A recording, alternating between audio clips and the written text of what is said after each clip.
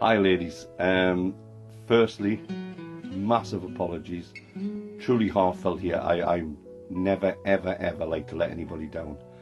My charity phoned me and asked me to do a speech at the Big Pink Ribbon Ball in London at the Dorchester, which could possibly raise tens upon tens of thousands for my charity. I truly did not realise it was the same date as your anniversary until after I'd booked tickets, got my wife to take time off and got the hotel booked and everything. So I truly am sorry. Secondly, massive happy anniversary to you all. Amazing event, 70 years, it's incredible. 20 years more than I've been on this planet, so that's an amazing achievement.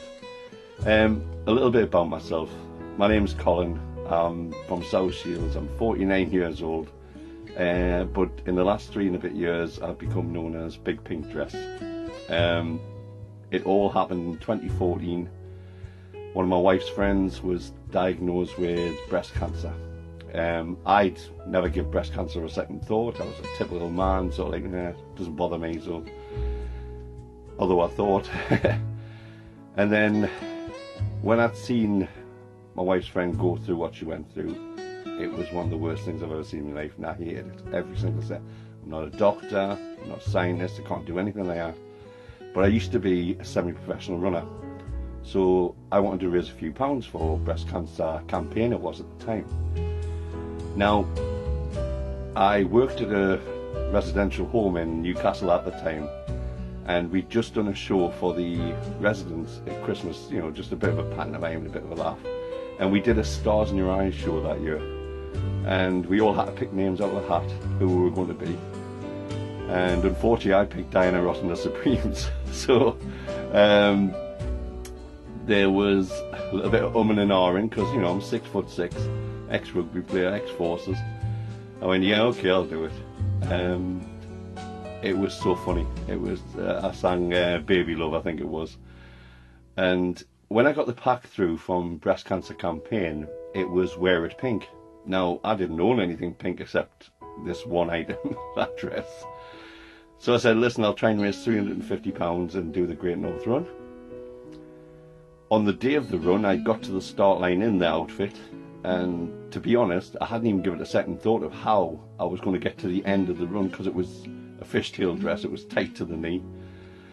It took me 3 hours and 42 minutes, but what I realised that day was, it was liked. Everybody loved it, and it was kind of, they were doing, I was trying to raise £350, and that one day I think I raised £1,600, something like that. And then I said, well listen, it obviously works, let's do it as a laugh for another run, but bigger. So I did the London Marathon in 2015, April 2015. It was terrifying. I had to readjust an outfit, so I had to make one with a frame at the bottom, so I could actually move my legs. I did actually much better than I did in the Great North Run, even though at the 7-mile mark I tripped over the front of the dress and broke 2 toes. I carried on for the next 19 miles, but I got there, but we'd ended up raising £8,500 that day. Sorry, for the run in total, and it was just incredible. So much so I got invited to go on to the One Show that next day with a few of the most incredible people ever. One of the guests was Nancy Sinatra, who still keeps in contact with me and messages me and asks how I'm doing and stuff like that. Phil Tufnell does the same. Matt Baker was amazing, and Alex Jones was there as well, and it was just absolutely one of the most surreal times of my life. And that's when we formed Big Pink Dress Fundraising after that, because we'd end up raising like £9,500–10,000 within a matter of months. And I thought, well, this obviously works. So that's what happened, and it's been going now for 3 and a bit years. I've been kind of adopted by the Great North Run company, because every time the Great North Run comes, they invite me to go into the VIP section. They invite me to, you know, start with all the celebrities and things like that. And this year, Brendan Foster came down from the podium, came over to shake my hand, and it was just one of the most amazing times. I'm not entirely sure why this works, but it does, and so far we've raised over 50 odd thousand pounds in 3 years. Next year is a very big challenge for me. I'm running the equivalent of, I think it's 920 miles across England to every single Premiership football club, hoping to raise £500,000.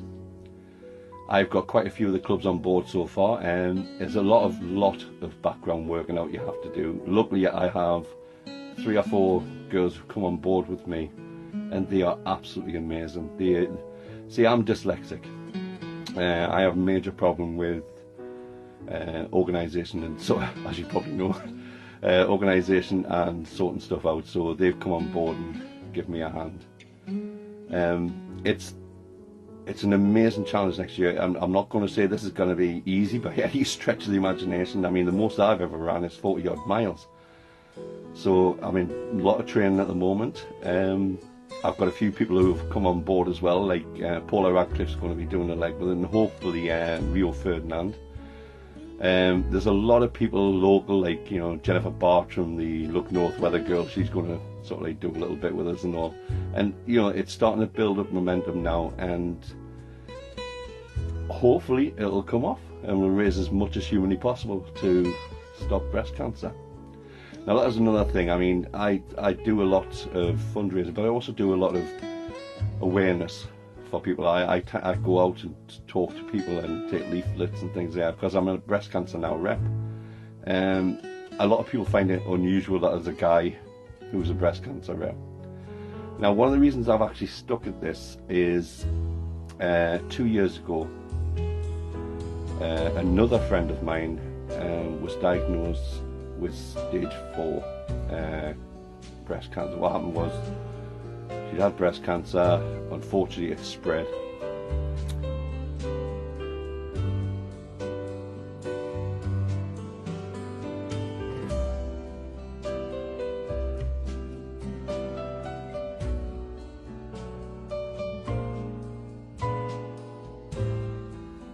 A little bit about Marilyn Jones.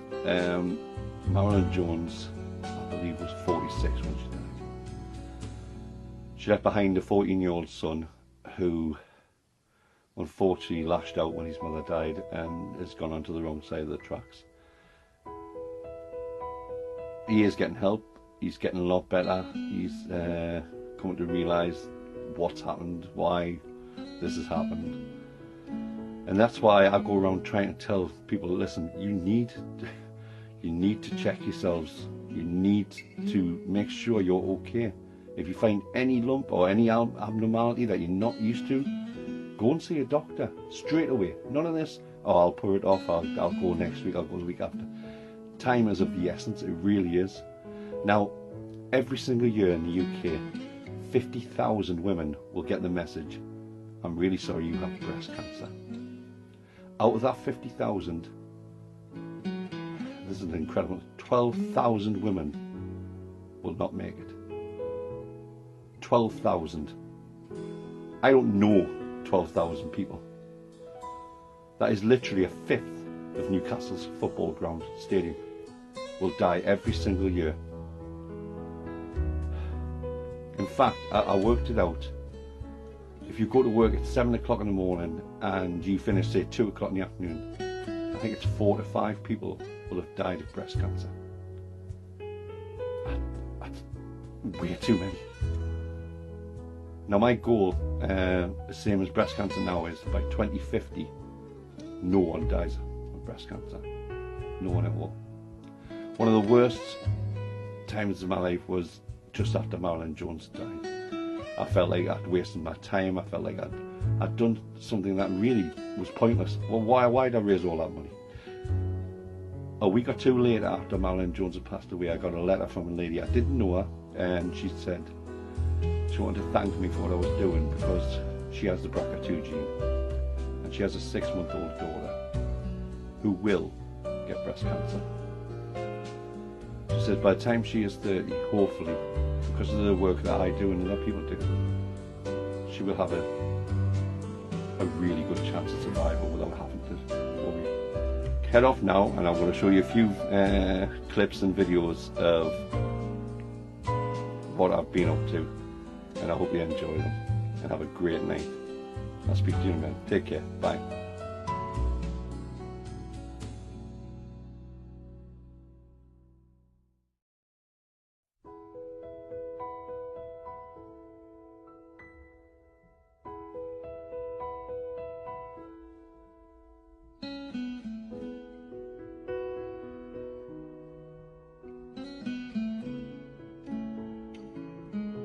That's so weird! Over there!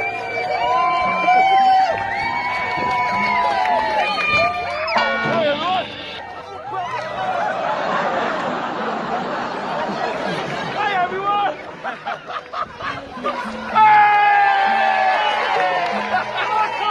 Woo! There we go!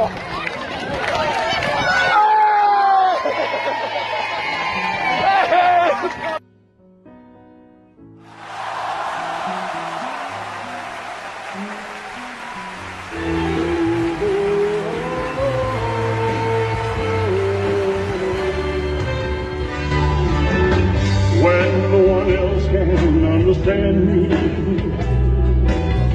when everything I do is wrong,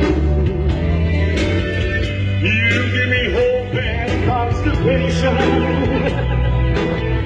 you give me strength to carry on, and to always dare to lend a hand in everything I do.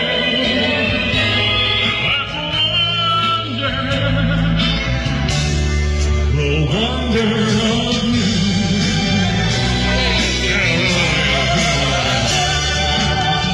And when you smile, the world is brighter. You touch my hand and I'm a king. Your kiss to me is worth a fortune. Your love for me is everything. The reason why you love me as you do. It's a wonder, the wonder of you.